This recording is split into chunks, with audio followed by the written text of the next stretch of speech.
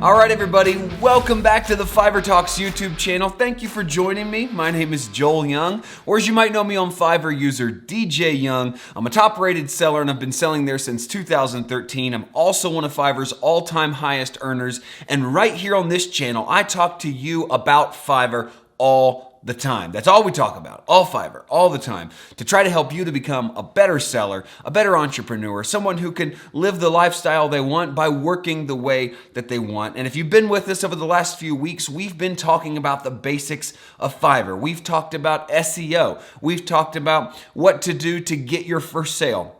And if you haven't seen those videos, I'm going to link them right up here, or maybe up here, somewhere up here. I'm going to link those videos, or at least to the last one, so you can jump back and watch it. If you haven't already, a great one to watch before this one would be how to get your first sale. Because today we're going to be talking about what to do after you get that first sale. What do you do after that sale comes through to ensure that it's a good experience for your buyer, that they'll want to come back, that they'll leave a great review? It all matters, it all connects. But before we jump into that subject today, I just want to ask you, if you're watching this video and you're interested in becoming a better seller on Fiverr, leave me a comment below. Let me know you're here. Send me a question, because we're compiling questions for a big Q&A video where I basically just sit here and answer your questions about Fiverr, how we do things, how do we get better, how do you grow your business. So leave me a comment below. Let me know that you're here. Let me know if you have any questions, because we want to make sure that this channel is serving you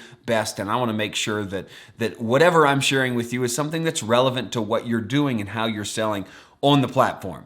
Okay, so on to today's topic. What do you do after you make that first sale?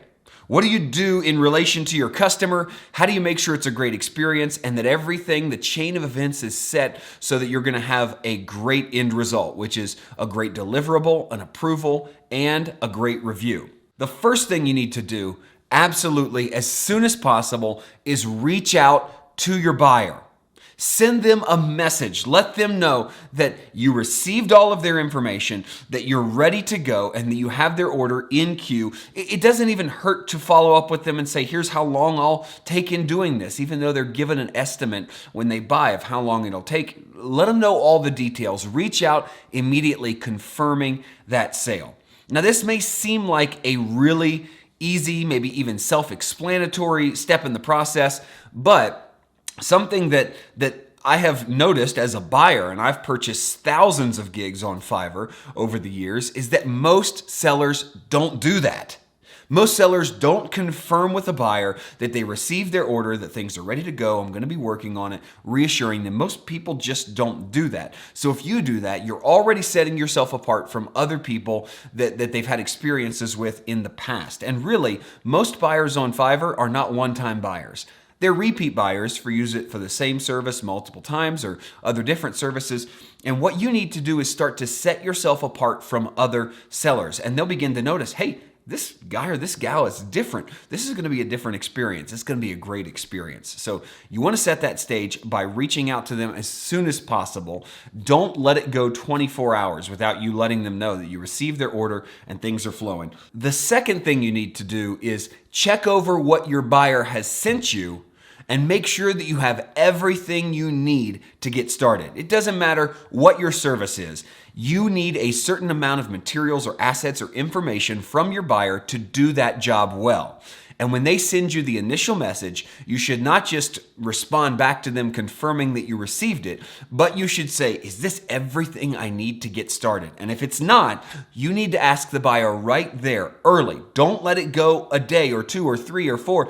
Don't let it go any amount of time without making sure that you have everything you need, because there's nothing that boils the blood of a buyer faster than you coming back a week later and saying, oh, I didn't have everything I needed to get started. They'll say, why didn't you ask earlier? So look over what they've sent you, make sure it's everything you need, and if it's not, ask them to send the rest of the materials. Also, we'll call this point number 3, but it's really 2B. Don't be afraid to ask questions along the way.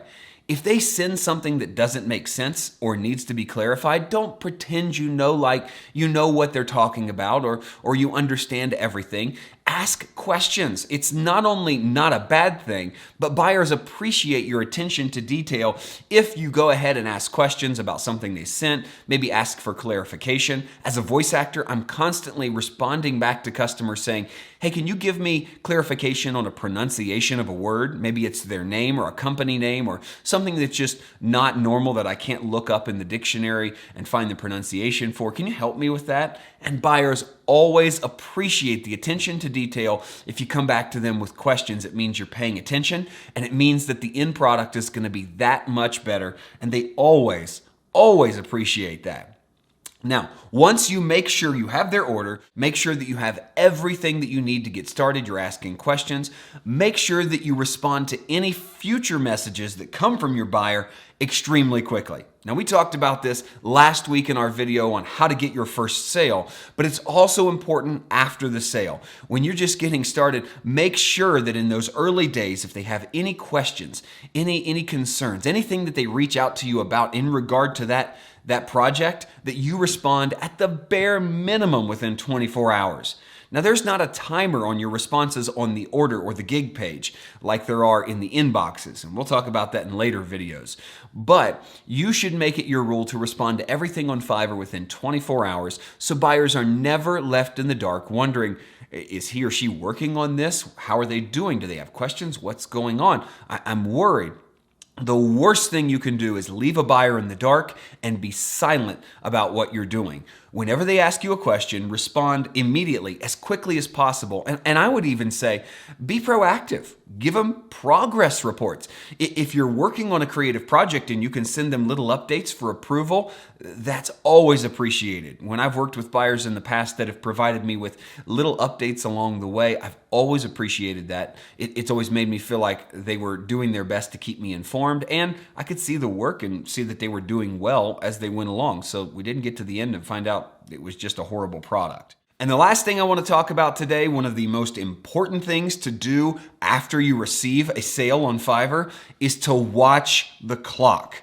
Make sure that that clock that ticks away at the top of your order page is always in the back of your mind. Now, if you're not careful, that clock can drive you crazy. Don't let it drive you crazy. But when an order comes in, you need to evaluate everything and make sure with what they have sent, what you have, what you're doing, how you're feeling. Are you sick right now? All these things. Can you deliver on time?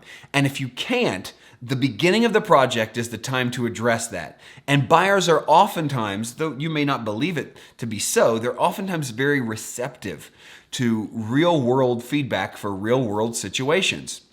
For instance, if you're sick and an order comes through and you weren't able to pause and go on vacation before that order came through, say up front, thanks for your order. I normally promise everything to be returned in 7 days, but I'm actually really sick. I had a temperature of 103 today, and I'm not sure if I'll be able to work for the next few days. That might delay your project by 2 to 4 days. Would you mind if I sent you an extension for 2 to 4 days longer of a timeline right now at the beginning of the project so that we can make sure that it's done well and to your expectation?